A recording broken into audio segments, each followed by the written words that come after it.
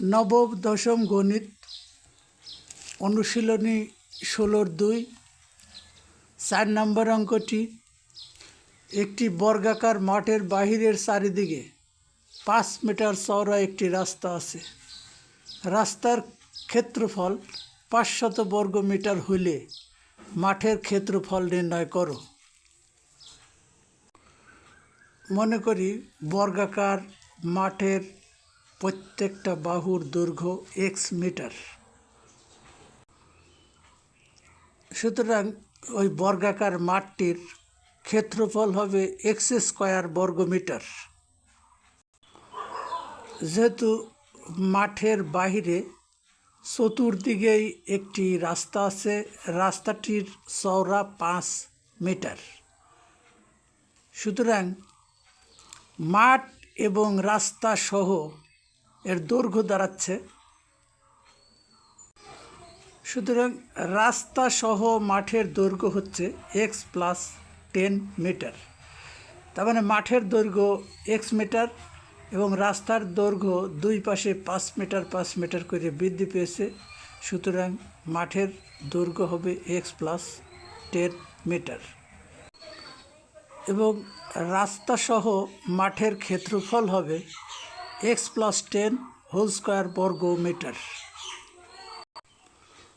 যেহেতু প্রশ্নে বলা হয়েছে রাস্তার ক্ষেত্রফল 500 বর্গ মিটার, তাহলে আমাদের রাস্তা সহ মাঠের ক্ষেত্রফলের মধ্য থেকে যদি আমরা মাঠের ক্ষেত্রফল বিয়োগ করি তাহলে রাস্তার ক্ষেত্রফল পাওয়া যাবে।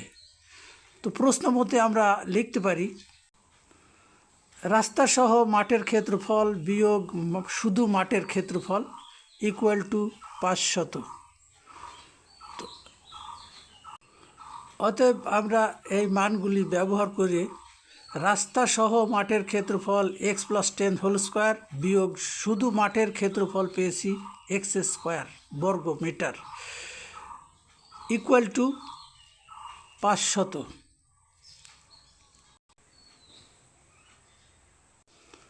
এটাকে আমরা বীজগণিতীয় সূত্রের অনুরূপে বিস্তৃত করে x² + 2ab + b²।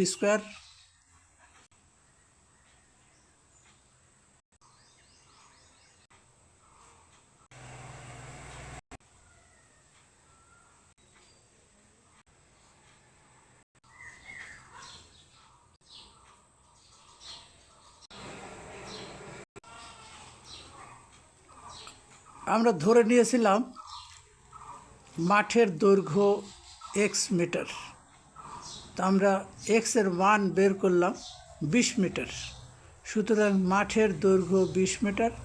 এবার মাঠের ক্ষেত্রফল নির্ণয় করতে হবে।